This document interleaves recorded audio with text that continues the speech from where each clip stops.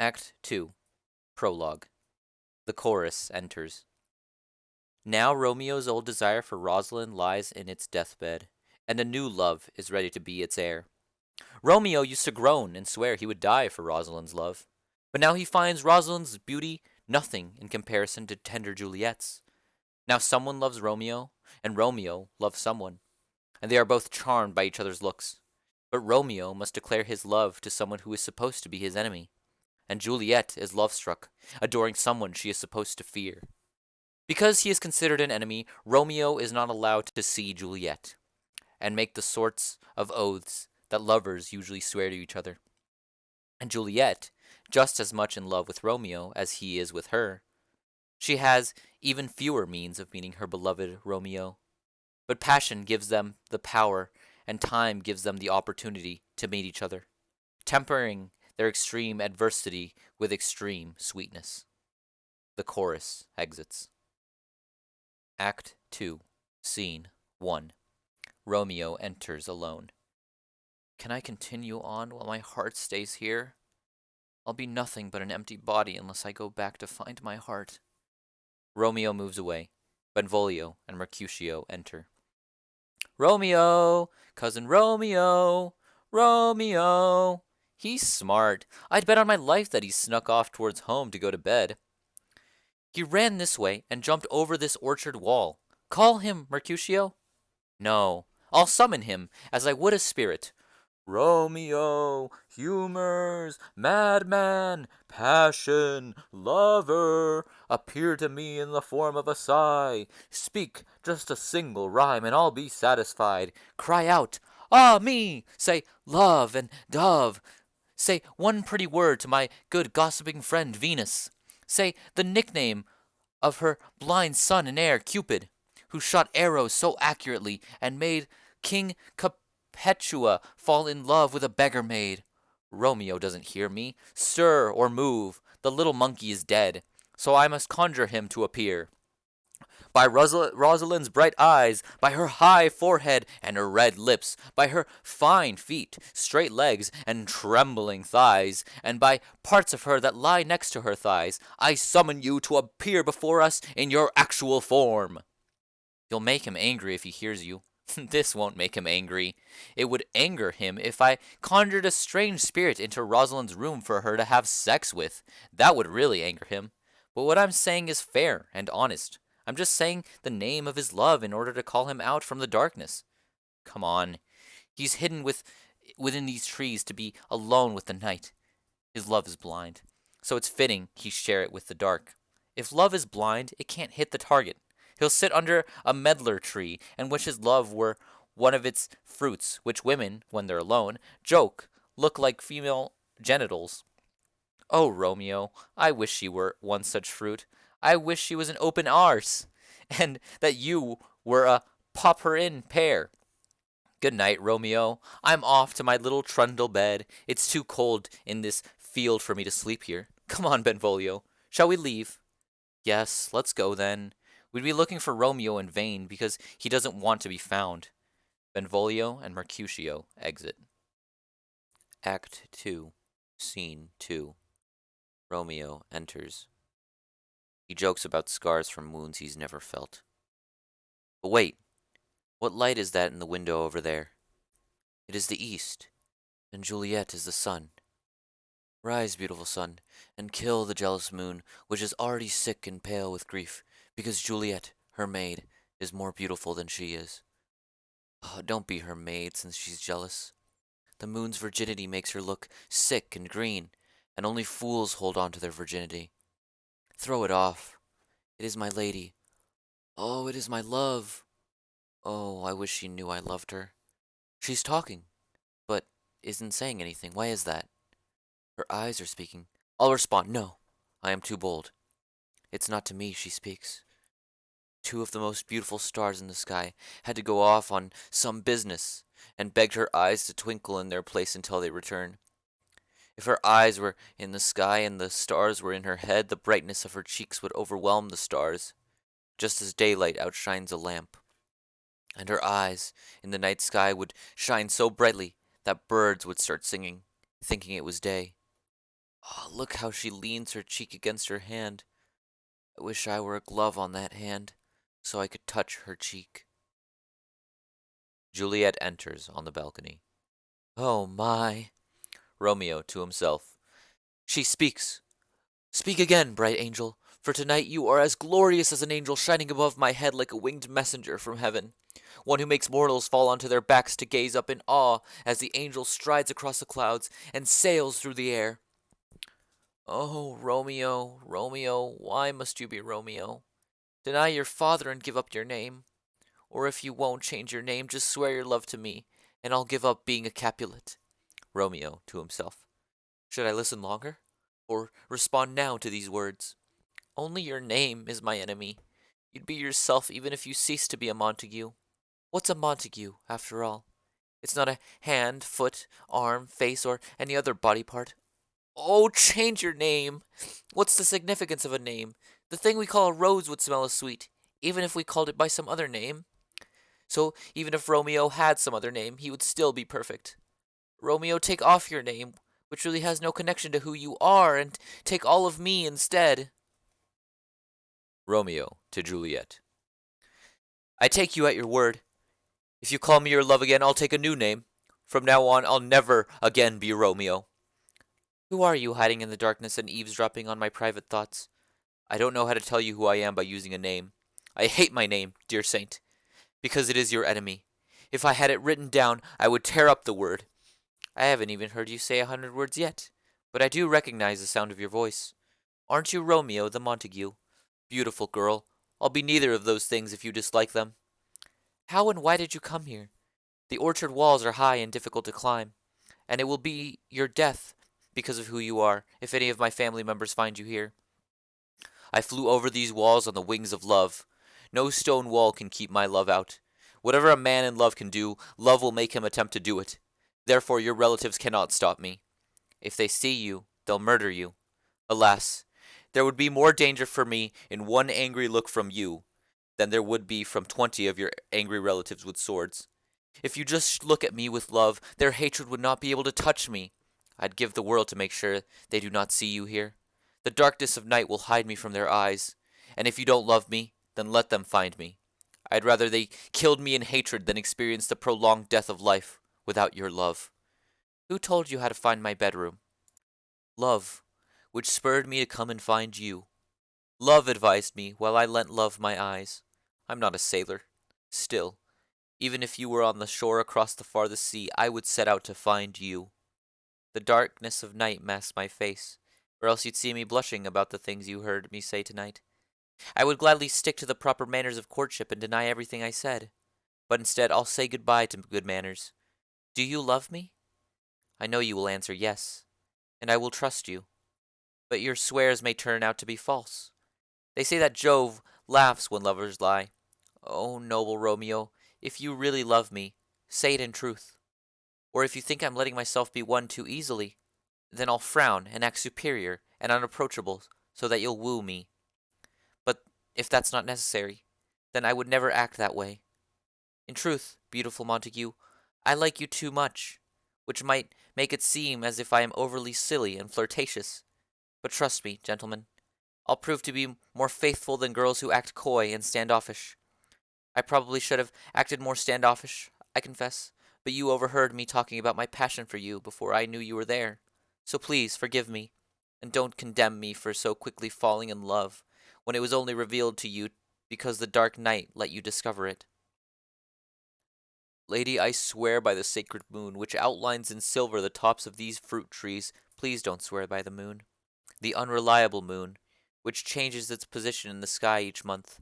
I do not want your love to end up similarly variable. What should I swear by? Don't swear at all. Or, if you must swear, swear by your magnificent self, which is the God I worship like an idol, and I'll believe you. If my heart's dear love, well, don't swear. Although you bring me joy, I can't take joy in this exchange of promises tonight. It's too wild, thoughtless, sudden. It's too much like lightning, which disappears before you can even say, "It's lightning." My love, good night. Our love, which now is like a flower bud, may blossom in the summer air into a beautiful flower by the next time we meet. Good night. I hope you feel in your heart the same sweet calm and rest that I feel in mine. Are you going to leave me here so unsatisfied? What satisfaction could you have tonight? If we exchanged vows of love, I pledged my love before you could even request it. But now I wish I could take that promise back to give it again. You take back your vow? Why, my love? In order to generously give it to you again. But I'm wishing for something I have already. My generosity to you is as endless as the sea. My love as deep as the sea. The more love I give you, the more I have. Both are infinite. The nurse calls from off stage. I hear a noise from inside. Dear love, goodbye. Just a second, nurse. Sweet Montague, be true. Stay for a moment. I'll come right back. Juliet exits. Oh, blessed, blessed night. Because it's night, I'm scared that all of this is a dream. It is too wonderful to be real. Juliet enters. 3 words, dear Romeo, and then good night. If your love is honorable and you want to marry me, send me word tomorrow. I'll find a messenger who will come to you, and you can tell that messenger when and where we will be married. All my fortunes I'll lay at your feet, and I will follow you, my lord, all over the world. Off stage. Madam! I'll be right there. To Romeo. But if your intentions are not honorable, I beg you, Madam! In a second I'm coming. To Romeo. To give up your efforts to win me, and leave me here to grieve.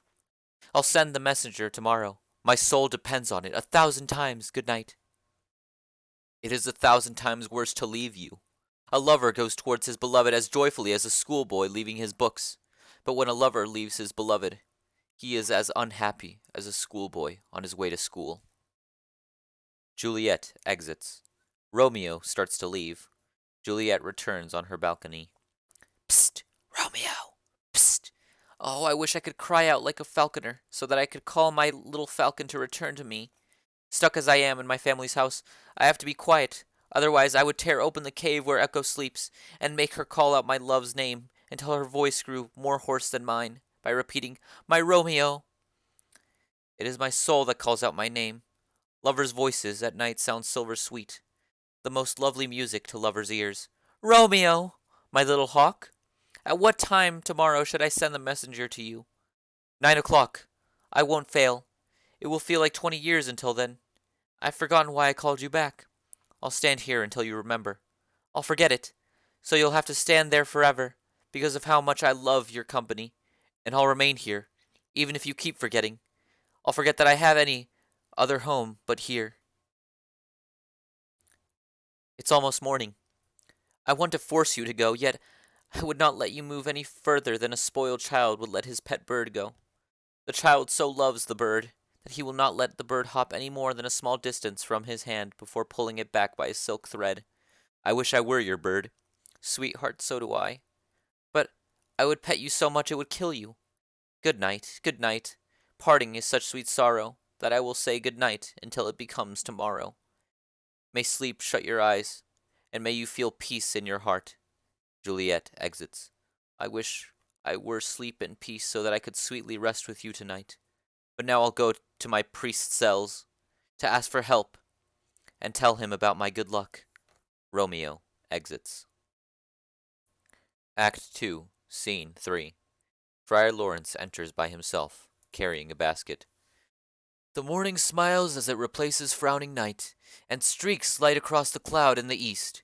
Darkness staggers away from the sun's path like a drunkard. Now, before the sun rises, bringing on the day and drying the dew, I must fill my basket with poisonous weeds and the precious nectar of flowers. The earth is both nature's mother and its tomb. Plants arise from the earth as from a womb, and when they die, they are buried in the earth. Many different plants and animals come from the earth's womb. All of these children find nourishment from the earth, and all have some special unique virtue. There is a power that resides in herbs, plants, and stones, for there's nothing on earth that's so evil that it does not also provide the earth with some kind of good. Nor is there anything so good that it can't be turned bad if it's abused and used incorrectly. Virtue, when misused, turns to vice, while vice can sometimes become virtue through proper action. Romeo enters. Within the small rind of this little flower there is both poison and medicine. If you smell it, you feel good. If you taste it, it stops your heart. Two opposing elements, good and evil, reside in both men and herbs. In the case where evil predominates, death will soon kill the plant or the body like a cancer. Good morning, Father. God bless you! Whose voice greets me so sweetly this early in the morning? My son, jumping so quickly out of bed this early indicates some trouble in your thoughts. Old men have concerns, and these worries never let them sleep. Young men, though, should be carefree and without worry, and their sleep should be restful and long. Therefore, the fact that you're awake so early makes it clear that some anxiety has you in its grip. Or if that's not true, then I'd guess that you never actually went to sleep tonight. The last is right. The rest I had was sweeter than sleep. God forgive all sin! Did you sleep with Rosalind? With Rosalind, my holy father? No! I have forgotten her, and the sadness she gave me. That's good, my son. But where were you, then? I'll tell you before you ask me again. I've been at a party with my enemy, where suddenly someone wounded me and was in turn wounded by me. But both of us can be cured by your holy power. I hold no hatred, blessed Father, because my request will also help my enemy. Speak plainly, my son, be clear. A confusing confession will result only in confused absolution. Here it is set plain. I love the beautiful daughter of the rich Capulet. I love her and she loves me. We're bound together. I need only for you to combine us completely by marrying us. In good time I'll tell you about when and where and how we met, how we wooed each other, and vowed our love. But now I pray that you will agree to marry us today. Holy Saint Francis! What an incredible change! Have you so quickly abandoned Rosalind, whom you loved so much? If so, then young men love not with their hearts, but with their eyes. Jesus and Mary, you cried so many tears for Rosalind, so many salty teardrops wasted, seasoning a love you never even tasted. The sun has not yet burned away the fog from all your sighs. My old ears are still ringing from your groans, and look, here on your cheeks there's a stain from an old tear that has not yet been washed off. If you were ever yourself, and this sorrow yours, you and your sorrow were all for Rosalind. And are you now changed? Then say the following: Women will never be faithful when men are so unreliable. You often scolded me for loving Rosalind. I scolded you for obsessing, not for loving, my student. And you urged me to bury my love. But not to bury it in a grave in order to start a new love. I beg you, don't scold me. The one I love now returns my love. The other did not. Oh, Rosalind knew that you were play-acting at love, but did not actually understand what love means. But come with me, my young unreliable friend, I'll help you. Because it's possible that this marriage may transform your two families' hatred into pure love. Let's go then. Let's do this quickly. Go wisely and go slowly. Those who rush into things stumble. They exit. Act 2, Scene 4. Benvolio and Mercutio enter. Where the devil is Romeo? Did he come home last night? Not to his father's house. I asked Romeo's servant. Rosalind, that pale-skinned, hard-hearted wench, torments him so much that he's going to go insane. Tybalt, old Capulet's kinsman, has sent a letter to Romeo's father's house. I bet it's a challenge to fight. Romeo will answer it. Any man who can write is able to answer a letter. No, Romeo will respond to the letter writer and accept the challenge. Poor Romeo! He is already dead, stabbed by the black eye of a fair-skinned girl, cut through the ear by a love song. The very core of his heart has been split by blind Cupid's arrow. Is he really man enough to fight Tybalt? Why? What's up with Tybalt? He's more than just the Prince of Cats. Oh, he does everything according to convention. He fights like you sing printed music, carefully, keeping the correct time, distance, and rhythm. He rests when it is the proper time to rest, 1, 2, and the third in your heart. He's a master duelist who can hit any of his opponent's buttons that he chooses. He's a gentleman who learned at the finest fencing school, and he's skilled at identifying insult and slights to his honor, so that he's forced to fight. He knows the passado, the forward thrust, the punto reverso, the backhand thrust, and the hai, the thrust for the heart. He knows what? A curse on these wild, pompous fellows who are always spouting exotic foreign phrases. These fellows who say things like, by Jesus, This is a very good blade, a very brave man, a very good whore. Isn't it a sad thing, good man, that we are forced to interact with these foreign flies, these fashion mongers, these fellows who say, pardon me, and care so deeply about good manners that they can't relax on a bench without groaning, oh, my aching bones. Romeo enters. Here comes Romeo. Here comes Romeo. He looks as skinny as a dried herring without its eggs. Oh, flesh, flesh, you've turned pale as a fish. Now he's just like Petrarch's hopeless love poetry.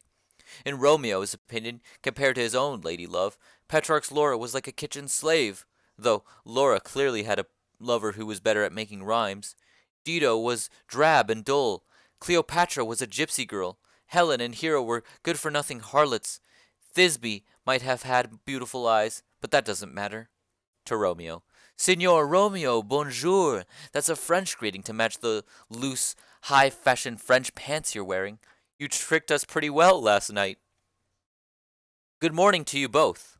What do you mean I tricked you? You gave us the slip, sir, the slip. Do you understand me now? I'm sorry, good Mercutio. My business was so important that I must be forgiven for stretching good manners and courtesy. So what you're saying is that your business forced you to flex your legs, meaning make a curtsy. Now you've hit it. What a courteous explanation. Indeed, I am the very pink of courtesy, as in the pink flower. Right. Well, then my pump is covered in flowers. Ah, witty Romeo, now you've taken this joke so far that it's worn out your pump. With the soul of your pump now worn away, the joke is all that remains. This jest has such a thin soul, and is unique only because of its lameness. Please, break up this war of words, Benvolio. My wits can't keep up. Continue, or I'll proclaim victory.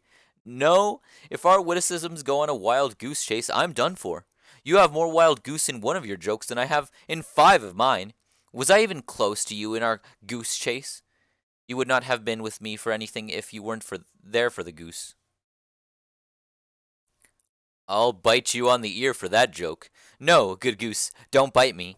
Your wit is a bitter apple. It is a very spicy sauce. Isn't that the perfect sauce for a sweet goose? Oh, that joke is made of leather so thin it has been stretched from an inch wide to a full fat yard. I stretched it for the word fat. Add that to the goose, and it makes you a fat goose. Now, isn't this jesting better than groaning about love? Now you're being sociable. Now you're Romeo. Now you are what you truly are, both naturally and through education. In contrast, this love of yours made you feel like some fool who runs all over the place looking for a hole in which to hide his precious trinket. Stop there, stop there. You're asking me to stop my tale before it's finished. Continuing on would have made your tale too long. You're wrong there. I would have made it short. I had come to the full depth of my tale, and intended to say nothing more about it. The nurse enters with her servant Peter. Now here's something. A sail! A sail! No, 2 sails. A man in a shirt and a woman in a dress. Peter! In a moment. Give me my fan, Peter! Good Peter, to hide her face, please give her the fan. Her fan is prettier than her face. Good morning, gentlemen. Good afternoon, beautiful lady. Is it afternoon? It's not any earlier, I tell you. The lusty hand of the clock is now upon the prick of noon. Get out of town! What kind of man are you? A man, good lady, whom God has made for himself to ruin. I swear that seems the truth. For himself to ruin, he says. Gentlemen, can any of you tell me where I can find young Romeo? I can tell you, but young Romeo will be older when you have found him than he was when you began to look for him. I am the youngest man by that name, because there is none younger or worse. You speak well. Is the worst well? Very well taken, in truth, very wise. If you're Romeo, sir, I would like to have a private conversation with you. She will invite him to dinner. A pimp! A pimp! A pimp! That's it! What have you discovered? Well, she can't be a prostitute unless she's so stale and old that she's only tasted when nothing else is available. He sings, Old rabbit meat is good meat if you can't get anything else. But old moldy rabbit is a waste of your coin if it goes moldy before you can eat it. He speaks. Romeo, are you going to your father's? We're having lunch there. Let's go. I'll follow after you. Farewell, old lady, farewell, lady, lady, lady. Benvolio and Mercutio exit. Please tell me, sir, who was that foul-mouthed fellow with all his dirty jokes?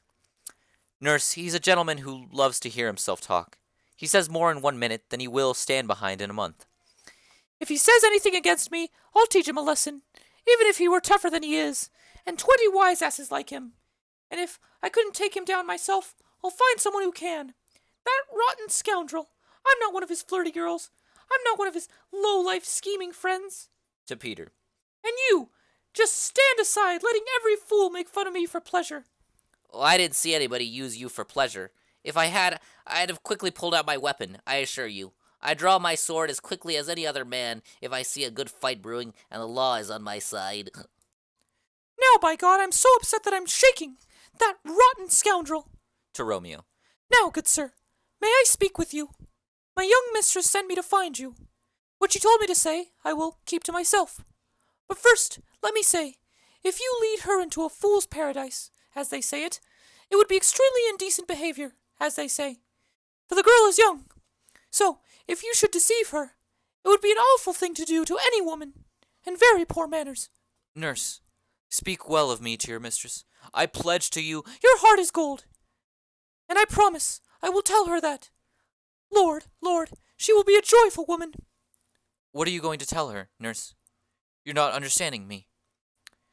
I will tell her, sir, that you protest to her, which I think is a gentlemanly offer. Tell her to devise a way to come to confession this afternoon, and there, at Friar Lawrence's cell, she can make a confession, and we will be married. Holding out some money to the nurse. Here is a reward for your efforts. No, truly, sir, I won't take your money. Go on, I insist. Taking the money. This afternoon, sir. She will be there. Just a moment, good nurse. In an hour, behind the abbey wall, one of my servants will meet you and give you a rope ladder.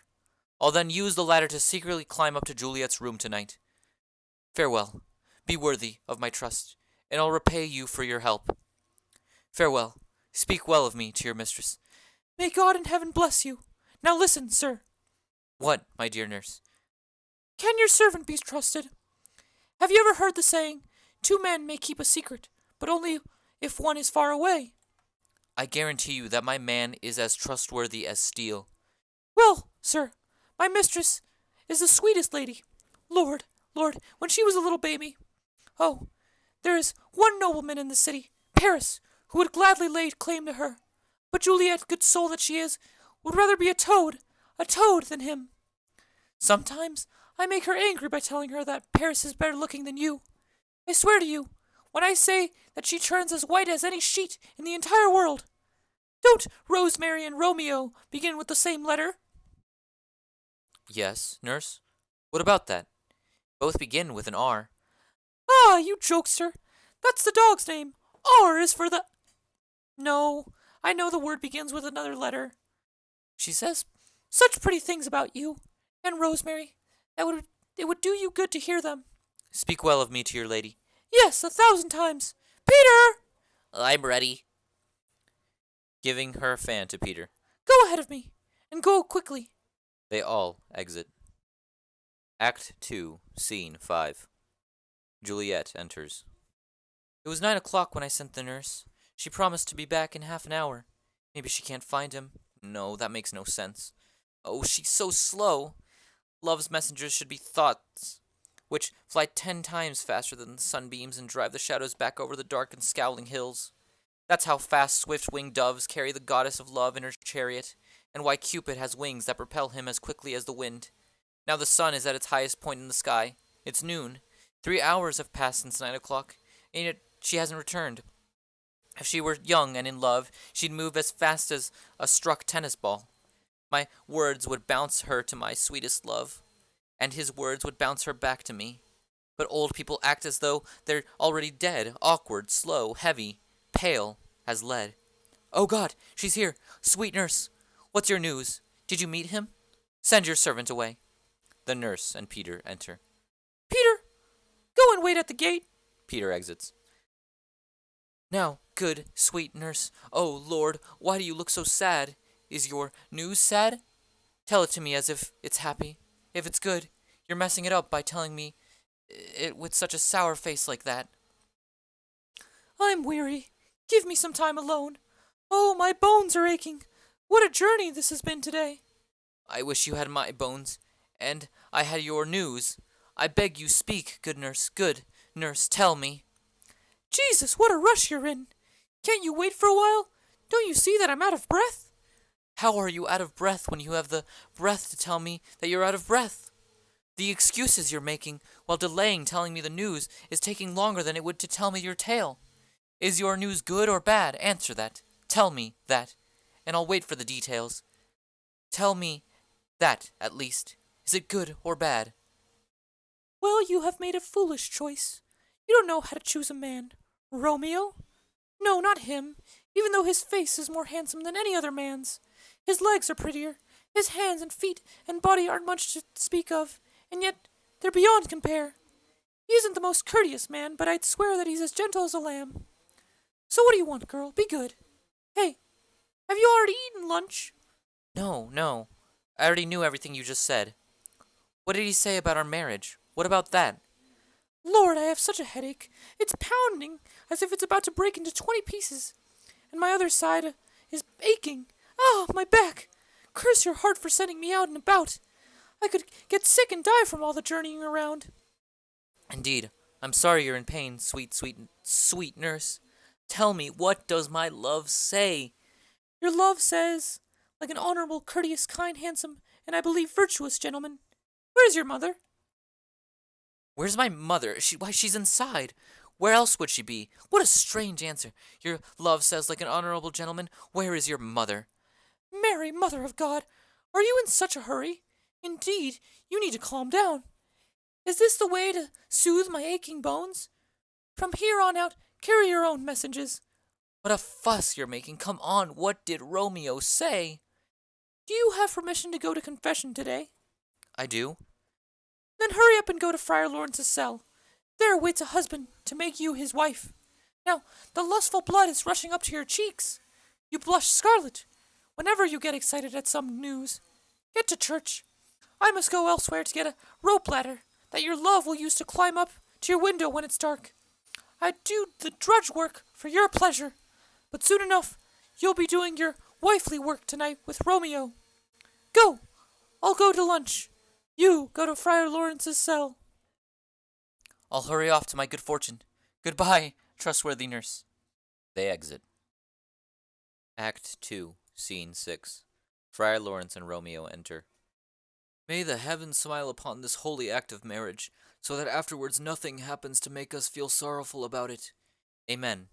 Amen. But whatever sorrow comes, it couldn't overwhelm the joy I feel from a single look at her. If you join our hands with holy words, then love devouring death can do whatever it wants. It's enough for me if I can just call her mine. Such passionate joys have violent endings. They die in their moment of triumph, just like a spark and gunpowder destroy themselves in an explosion once they touch. Even the most delicious honey is loathsome when you've had too much, and takes away your appetite. Loving in moderation is therefore the key to long-lasting love. Going too fast is as bad as going too slow. Juliet rushes in and embraces Romeo. Here comes the lady!